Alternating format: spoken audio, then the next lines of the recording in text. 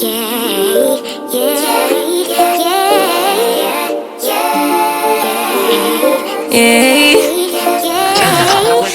little flex, she wanna know me. I stay low key.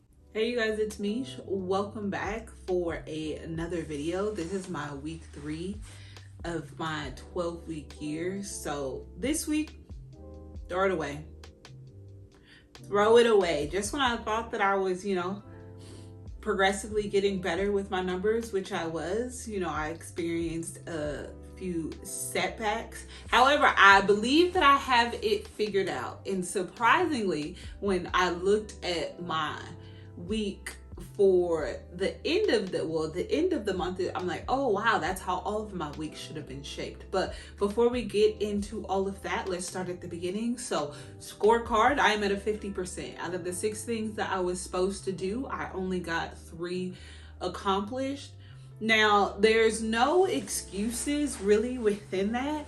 I didn't get them done on the day that I was supposed to get done. And then on my makeup days, I had other things to prioritize outside of the stuff that I'm doing for my 12-week year. And I just didn't put that first on my list. So once the end of the week came, I was at a 50%. However, within that, because I do sit and I reflect about how the weeks went and things that I needed to accomplish, I'm just like, okay, what can I do to better myself to avoid this, to set myself up for success for the upcoming week? So what I came up with is that how the week is structured and how my work week is structured, I need to have nothing scheduled on Thursdays and Saturdays, and then Thursdays and Saturdays will act as buffer days for whatever I did not get done previously in the week. Because usually my buffer days were earlier in the week because I have work and I'm just like, I'm probably not doing it on a work day after working 12 hours and then coming home and sleep and then getting up, getting ready, on top of the other things that I already do. But now I've come to the point where it's just like, well, in order to reach these goals, you are going to experience a little bit of discomfort. And surprisingly, that ties into chapter 3 of the book, which is titled The Emotional Connection. So it says, the number one thing you will have to sacrifice to be great, to achieve what you are capable of, and to execute your plans is your comfort. The secret to living your life to its potential is to value the important stuff above your own comfort. I don't think that I'm doing that. I'm just like, oh wow, this didn't happen. And then, or, oh, I don't feel well. And I don't feel well this week. I will put that out there. I've not been feeling well the last week. Nothing too crazy. I mean, it happens. But it's still one of those things, like it's going to continue to happen too on a monthly basis. Or when I'm actually sick. So what are you gonna do during those times? And it's times like these where the stakes really aren't too high, where I feel that I need to master pushing past my feelings.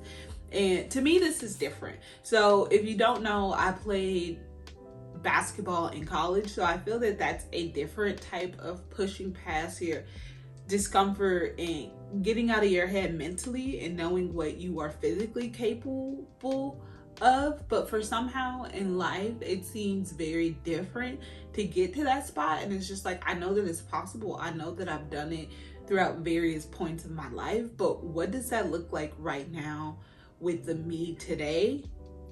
And I don't know. I'm figuring that part out to get to a place that I know that I'm capable of getting to.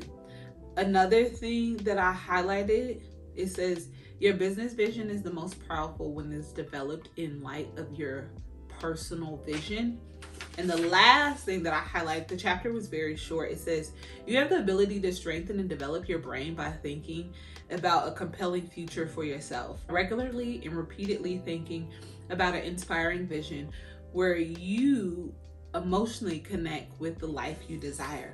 And other things that it mentioned in there, it was just talking about the amygdala and the prefrontal cortex, and then also neuroplasticity. And in short, it's just like the amygdala is the part of your brain that helps you sense danger and prevents you from getting into situations that may be a little uncertain. And then your prefrontal cortex is the thing where, you know, you experience happiness and where you envision that life and you get excited about that. And then neuroplasticity is just your brain changing itself based on how you are thinking and the different type of things that you are exposed to. So that was interesting and short. Now, I've read the book before, but now it's just standing out a little bit more. So I have some things to work on.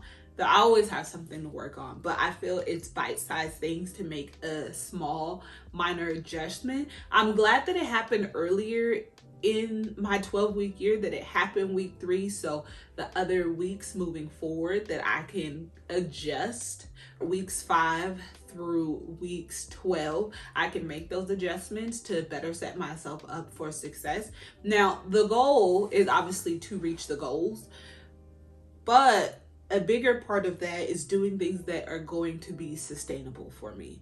Also, learning from the mistakes that I'm actually making, and then figuring out new ways that actually support the goals that I'm trying to work towards, which is AKA creating systems that are going to be here far after my goals have been completed. Even the vlogs this week, the vlog and the video for my 12-week year, everything was just a struggle. I was just experiencing friction in every area. It was a little discouraging. Like, honestly, I recorded some stuff and then I left, and I was out of town in the last vlog, so there was only so much editing that I was doing. I was primarily focusing on recording because I was away from home. I feel a little off.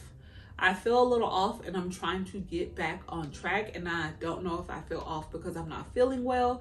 I don't know if I'm feeling off because my weeks aren't necessarily going as expected, and I'm getting a little bothered that every week I'm showing up and I'm not doing the things that I'm supposed to be doing. And me and my personality, I'm just like, sweetheart, like, are you talking just to talk? Because that's one of the things I hate, like people that say things with no real intentions on doing those things or no real plan for completing those things. I'm just like, that's not me. That's not me. But right now it seemed like me because this is the 3rd week I'm showing up and things aren't going as expected. And it's just like, and granted, it's 3 weeks, it's 21 days.